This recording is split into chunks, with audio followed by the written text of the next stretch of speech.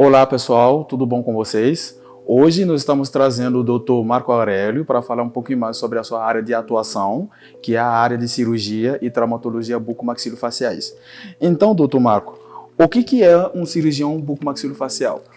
Na verdade, a cirurgia e traumatologia bucomaxilofacial ela é caracterizada por o tratamento de lesões traumáticas, patológicas e até estéticas da área crânio-maxilofacial, que seria toda a parte do aparelho estomatognático acima do ióide. Sim, beleza. E o que levou o senhor a se especializar nessa área? E foi durante a graduação? Ou se sim, em qual período você tomou essa decisão? Na verdade, eu queria ser dentista, mas eu não tinha noção nenhuma do que era odontologia. Eu tinha um amigo do meu pai que era protesista, então ele fazia prótese. E eu entrei para a faculdade e não me identifiquei. Quando eu fui para a cadeira de cirurgia, fiz monitoria de cirurgia 2, fiz curso de atualização, me apaixonei e estou aqui nessa até hoje, faz pouco tempo, vai fazer quase 30 anos. Legal. Então, seguindo, o cirurgião bucomaxilofacial, por seguir uma área totalmente cirúrgica e de traumatismo, será que ele pode ignorar outras áreas da odontologia, sendo que como ele estuda muito mais sobre cirurgia, traumatologia, é uma vivência dele, mas dentro dessa vivência ele pode ignorar essas outras áreas, essas outras especialidades da odontologia? Primeiro, ele não deve. Segundo, ele não pode. E terceiro, ele não tem como. Entendi. Por quê? Porque você tem lesões endodônticas que viram lesões bucomaxilofaciais, que são da área de atuação. Sim. Nós temos as cirurgias ortognáticas, que nós temos uma interação muito grande com o ortodontista. Nós temos cirurgias de lábio leporino, de fenda palatina, que você precisa de várias áreas de atuação. Eu faço cirurgia de terceiro molar, faço cirurgia parendodôntica. Então, você precisa entender, e não esqueça o seguinte, o cirurgião bucomaxilo, ele é dentista, e primeiro ele tem que ter muito orgulho de ser. Porque ser dentista é uma área muito importante. A gente é só mais uma especialidade. O ortopedista não deixa de ser médico, né? O cardiologista, ele é médico também. Tá bom, ótimo. E dentro de várias cirurgias que o bucomaxilofacial realiza, uma entre elas é considerada por alguns a mais difícil, né? Pelo seu alto grau de complexidade, e estamos falando sobre a cirurgia ortognática. E eu queria saber quais são as principais dificuldades para a realização desse tipo de cirurgia.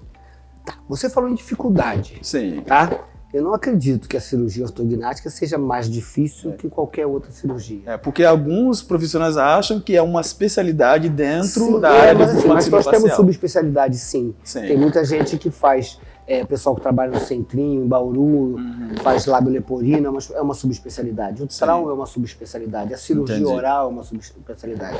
Eu não acredito em dificuldade, uma mais difícil do que outra. Você atender um baleado, você atender um tumor, você atender até uma cirurgia oral, ela pode ser mais difícil ou mais fácil.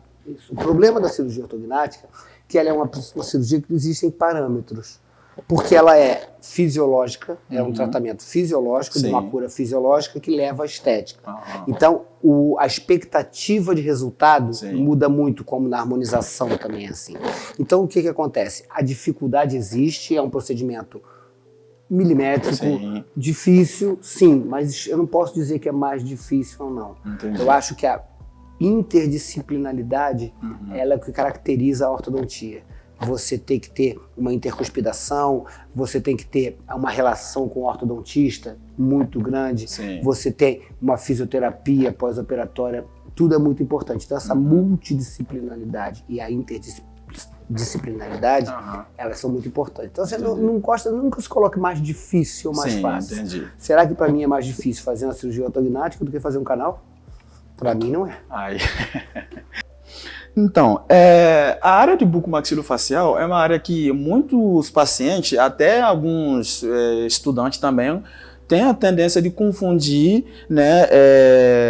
esses profissionais que trabalham na área de bucomaxilofacial como se fossem médicos.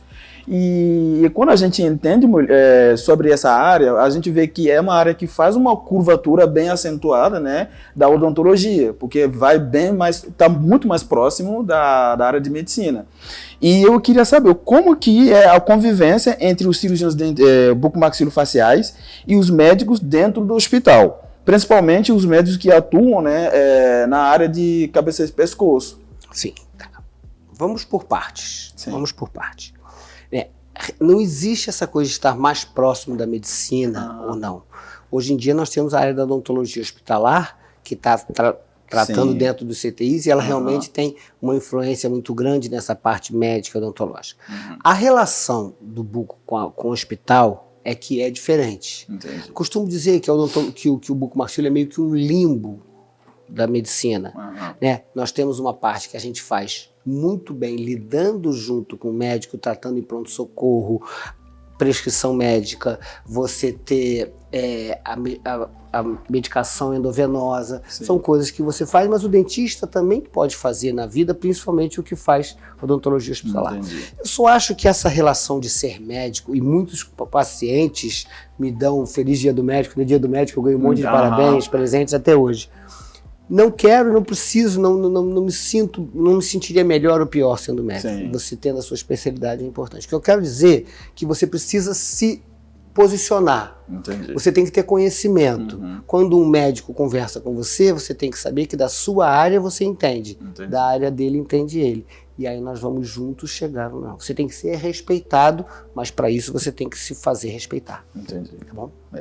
Então, dentro de tantos anos de experiências que o senhor já tem, né, na área de bucomaxilofacial, qual foi, durante, né, a tua carreira profissional, qual foi o caso que mais te marcou, né, durante esse tempo todo de carreira profissional?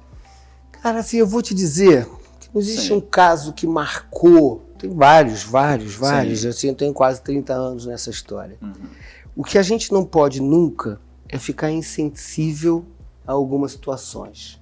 Você fazer uma cirurgia, uma biópsia, ou fazer alguma coisa que tem um diagnóstico de malignidade, vai ser sempre difícil.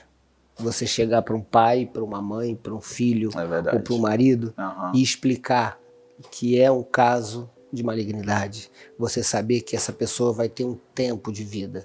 É muito difícil, né? Eu tive um caso que é marcante, de um marido que chegou para mim, olhou e falou assim: doutor, minha mulher vai ficar bem, né? E eu sabia que pela agressividade do tumor, ela não teria 6 meses de vida, e não teve. Então você chegar para um marido, para um pai, para uma mãe e falar uma coisa dela é muito difícil. Então eu acho que o que é mais difícil para mim, você dar um diagnóstico de que vai ficar cego, de que você tem uma lesão maligna, que você vai perder uma fatia ou uma parte do seu rosto, que você vai ter que fazer com uma gastrostomia. Quer dizer, você ter que mostrar para ele que ele vai ter uma dificuldade ao longo da vida, é tudo muito difícil. Então assim, não é um caso específico, tá bom? Tá bom. E com a modernização, né, e o avanço da tecnologia dentro, né, da odontologia, constate-se que a estética está chamando mais atenção, né, dos futuros cirurgiões dentistas. E qual palavra o doutor daria para aquelas pessoas que desejam seguir a área de cirurgia, principalmente, né, de cirurgia bucomaxilofacial? Tá, deixa eu só te falar. Não é de hoje que a odontologia está ligada na estética, não, muito pelo contrário. A odontologia ela já foi criada pensando na estética.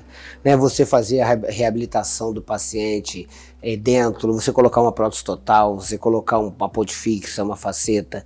Aí você vai passar pela cirurgia ortognática, que é funcional, mas também estética. Você vai passar pela ROF, né, que é a harmonização orofacial.